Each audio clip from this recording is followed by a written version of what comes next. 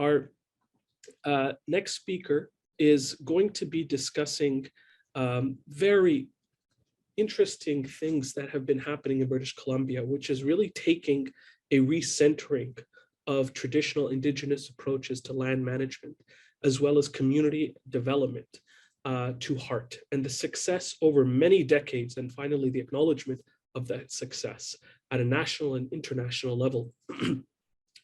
Brenden Mercer is the Information and Technology Manager for the First Nations Emergency Services Society, or FNESS.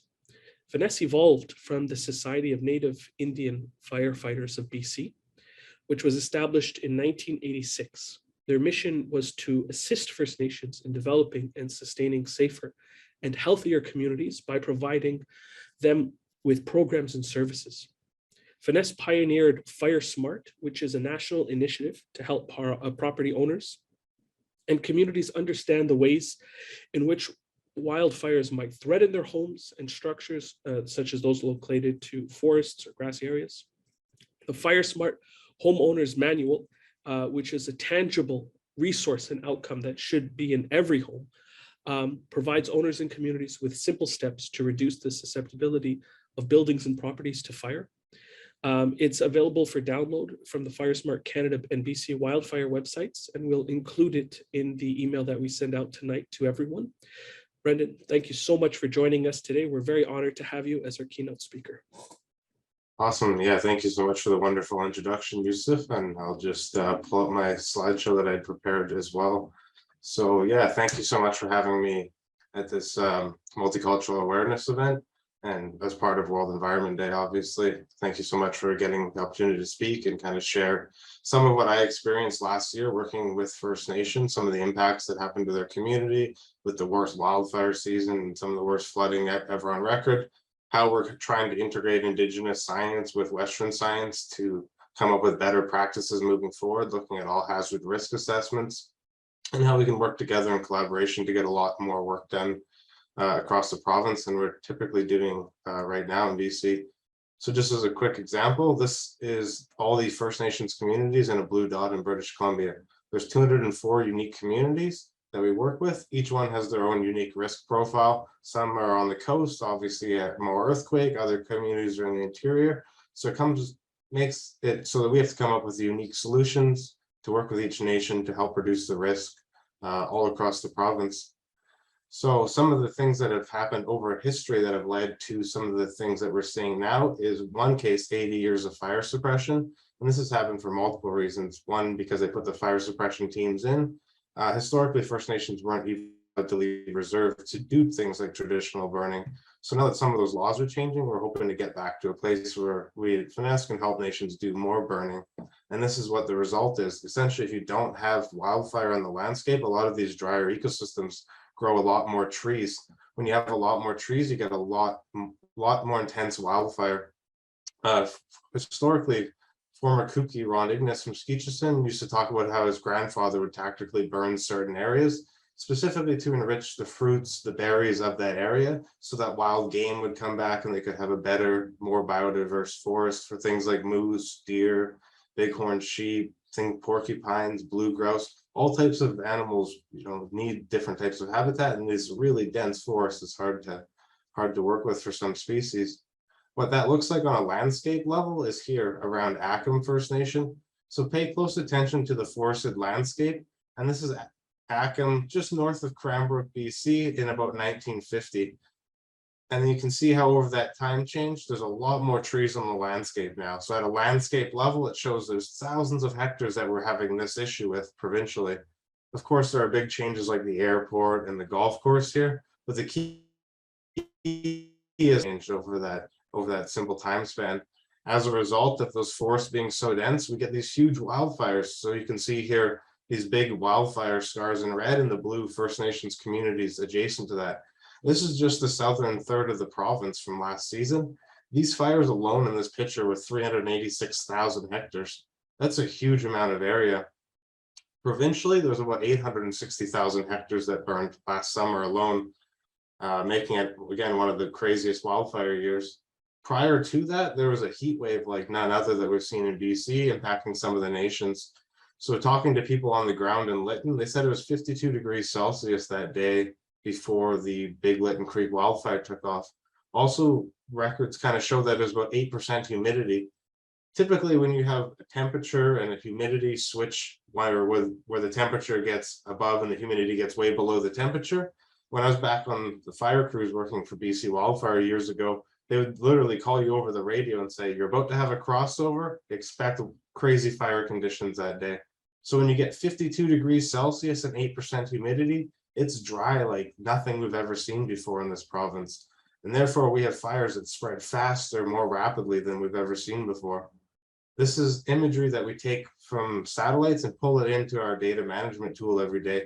And it just looks at available moisture. So this is that same area around Linton, around Nikamin, and some of the other nations that are in the same area, like Shaka and New Ayach. But the red areas just go to show how little moisture there was available in the vegetation. This was just slightly after the fire, a couple weeks into the fire, but still a good example of how just dry it was. When you have those conditions, again, it leads to these massive wildfires. So you see here, the Linton Creek wildfire, one of the biggest ones last year, the one that destroyed the town of Linton and Linton First Nation, was 54 kilometers east to west, 32 kilometers north to south. These are huge, huge areas. So just for reference, these orange polygons on the screen are First Nations reserves. And the big colorful polygon in the middle is the burn severity. So the important takeaway there is those red areas had a really high burn severity, essentially wiping out all the vegetation and damaging the soils for years to come afterwards. This is an example of what that looks like around Nikamin First Nation. So you see on the top of the hill, this is where that rank 6 wildfire impacted, essentially wiping out all the trees and destroying all the vegetation. Essentially, when that happens, you can destroy soil aggregates, which take decades to reform after a wildfire, as well as destroying entire rooting systems and wrecking the ecosystem for wildlife. But at the bottom of the hill, that's where we worked with Nikamin over the last decade to do fire smart treatments around the community. You see the intensity is a lot lower there because we go in ahead of time and reduce the extra vegetation, the extra trees that have been growing because of fire suppression. In a lot of these ecosystems, especially in drier British Columbia, if you have fewer big trees per hectare, you actually have a way healthier ecosystem because it reduces the fire risk as well as increasing carbon storage and sequestration potential. So by doing a lot of this work around Nikamin, we reduced the risk dramatically as that wildfire went across the top and ended up protecting all the structures in the community as a result of those treatments. To give you an idea of what that looked like prior to treatments, this is what Nikamin essentially looked like. What you see in the bottom of the screen is rank 7, 8, 9, and 10 wildfire risk around the community. Using those data tools, we're able to find where the riskiest areas are around the community, design treatments, and put them in place ahead of time in order to figure out where the best places are going to be to protect the community. In this case, Nikamin has 463 hectares of fuel treatment to do.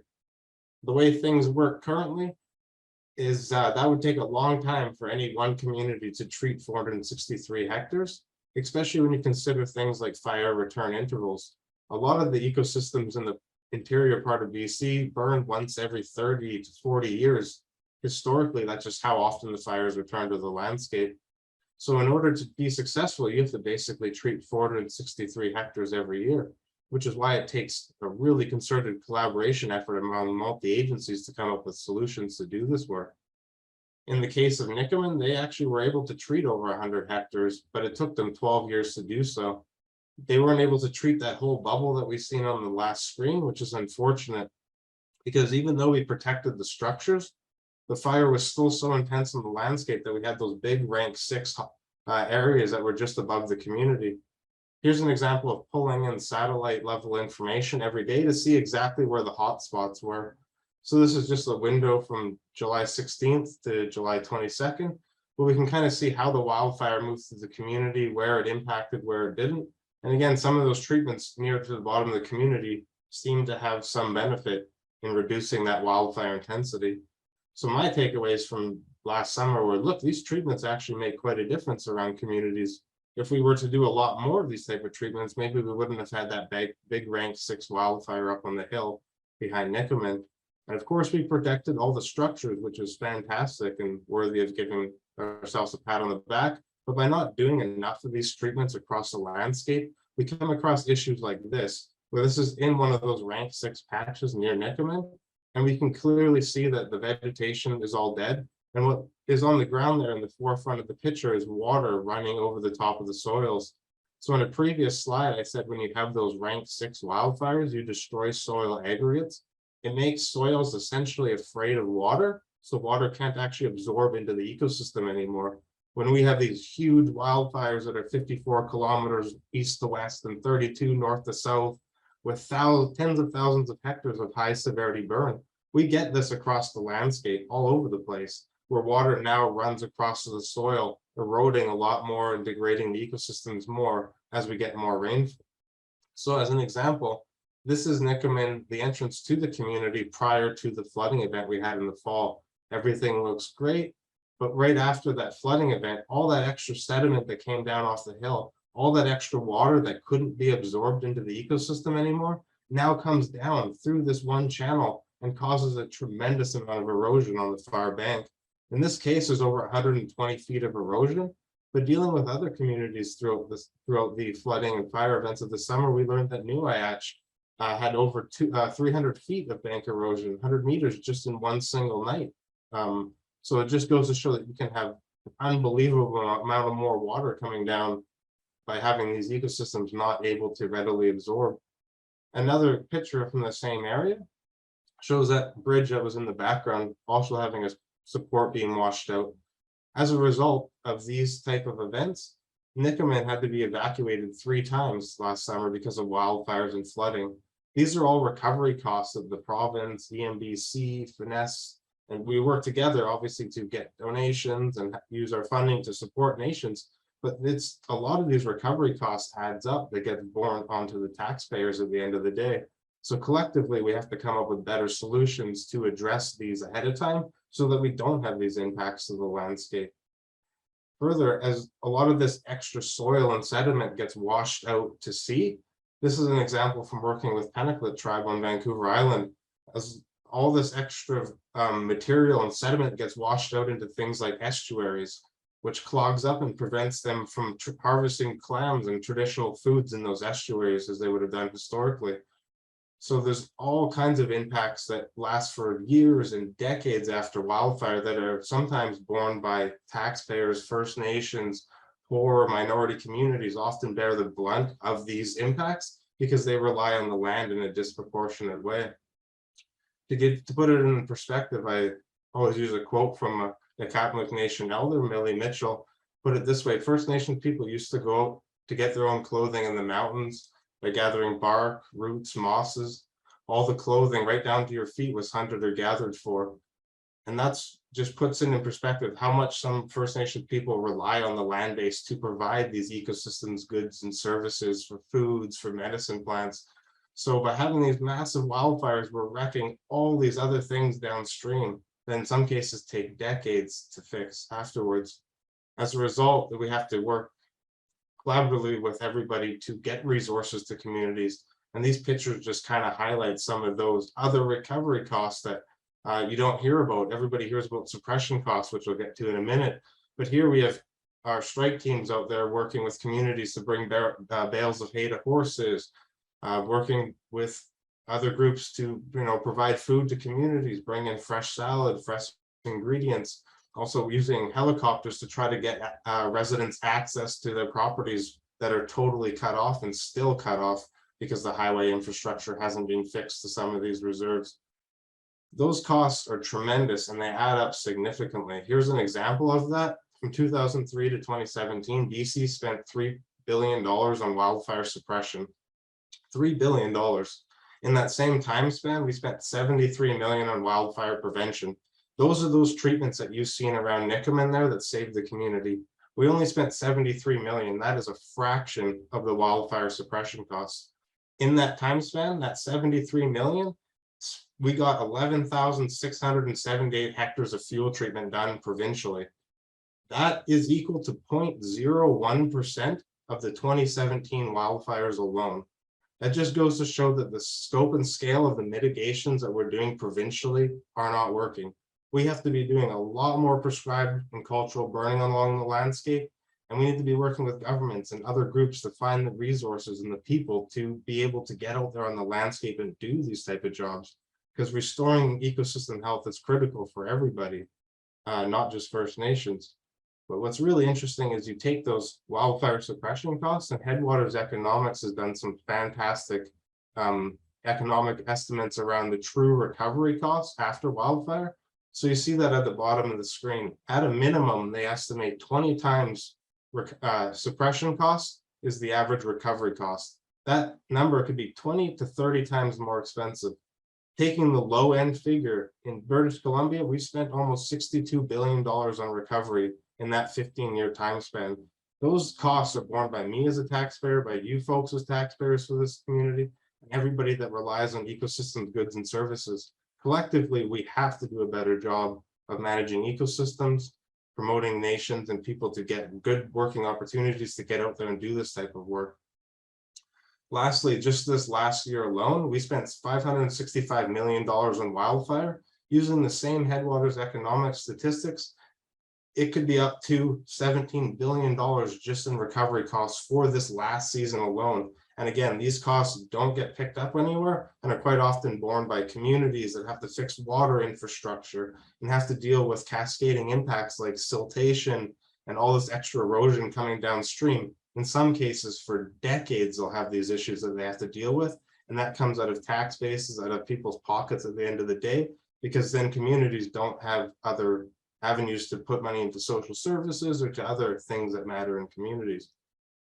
So as a quick example of why we need to do things better, I hate to show graphs on a slideshow, but this one's super important because this talks about that study that I just mentioned.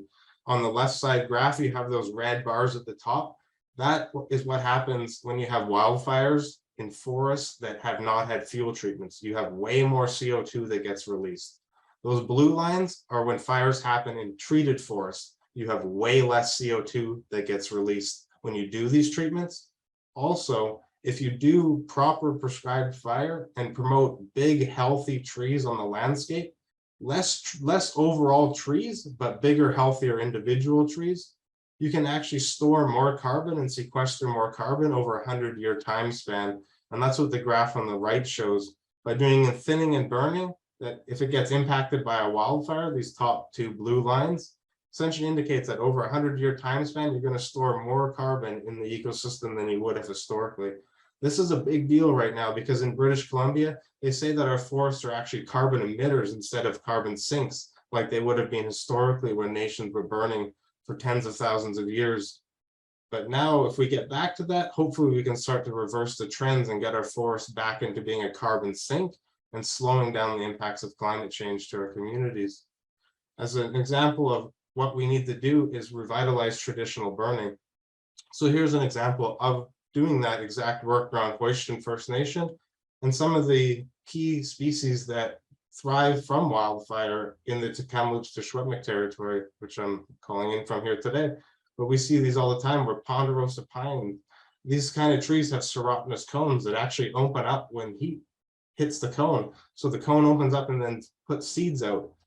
Little intense fires are really good, or little fires are really good for the ecosystem. They're just bad when they get really high intensity and cause that type of ecosystem destruction.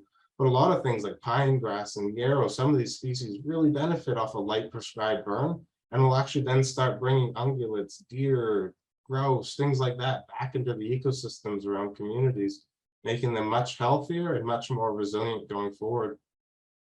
Here's a picture from one of our First Nations Adapt projects where we are actually putting prescribed fire back on the landscape in the name of climate change, because a lot of these mitigation treatments impact climate change as well. By reducing the excess sagebrush fuels that you see here, it could prevent a fire from being way more intense down the road at the end of the day. All kinds of other things, I mean, as well as just putting prescribed fire in the landscape, it's really good for improved mental and physical health for nations, because a lot of people can see cultural burning to enhance well-being, and empowers people, gives them strength of identity and ability to foster important relationships with members of the communities. And then by reestablishing that over the couple of years later, you can start to see some of these traditional foods coming up back into the ecosystem and really understanding why these type of burning things are so valuable to communities. So what we see going forward is basically integrating technology to make things a lot easier in the field. So you see here is kind of using drones to get us really high definition imagery that we can then put back into our tablets, share with the nation, share with our field crews. Going back to Hassan's presentation earlier, he mentioned how important it is going to be to share data in the future. And that's exactly what FNESS is trying to do, is try to establish these connections with other agencies to share and leverage resources. In this case, this was drone imagery taking around Nisconolith. The left side is one of those fire smart treatments. You see it, less trees overall, but those trees are more resilient and will sequester more carbon over time than the trees on the right. If the fire happened on the right, you'd get a way higher intensity than you would on the left right now. So that's why doing work like this is so critical, because you can get that extra wood out of there ahead of time and make a big difference on the ground. So this is just a quick video highlighting what a treatment sort of looked like and the benefits of integrating data and analytics into the decisions that we make. So this is just showing a forested stand down around Lillooet First Nation before a fuel treatment would happen. So as you can see, lots and lots of trees in the forested stand. And then in a moment, it'll do the fuel treatment. You'll see a lot less trees in the forested stand. But the idea is that with good data and good information and sharing resources amongst agencies, one group can produce really good models like this and then share them with everybody else to do carbon modeling, to do climate change, pollution. You know, there's so many different avenues that can be taken by integrating data in a more meaningful way. And this, I like to use this because it's a very visual example. This is what a fuel treatment looks like. But you can see now a lot less trees in the understory, so that you could start to then put prescribed fire back on the landscape, because now you don't have all those little trees, all that extra fuel going forward. By taking that data and information, like you've just seen with the stand model there for the fuel treatments, we can put it into a database, and then you can see all the different polygons on the map. Right there, it shows you fire treatments, it shows you water sources, deer habitat, archaeological sites. All those different colored dots are meant to represent a different interest or a different value on the landscape. And by working collectively with First Nations, with faith groups, with all the government agencies and nonprofits out there, we can identify all the different land uses and values out there, put them on a map in a strategic way, and share the key information with the agencies that do the work to protect the infrastructure and things that we value on the landscape. So this is how we see data sharing and partnerships looking in the future, is by using interactive tools like this that I'm demonstrating here to share that stuff back and forth, so that you can simply just click on a piece of information and then to learn more about it. So that's how we kind of see the future going, managing all essentially 4 pillars of emergency management by integrating these data tools to bring Indigenous science and Western science a little bit closer together, so that we can have the best results at the end of the day, and hopefully save millions, if not billions of dollars on long-term recovery, because again, those costs impact us now, our future children, and our children's children down the road. So thank you so much for letting me speak and share some of my experiences last summer and during the fall from working with the nations across BC.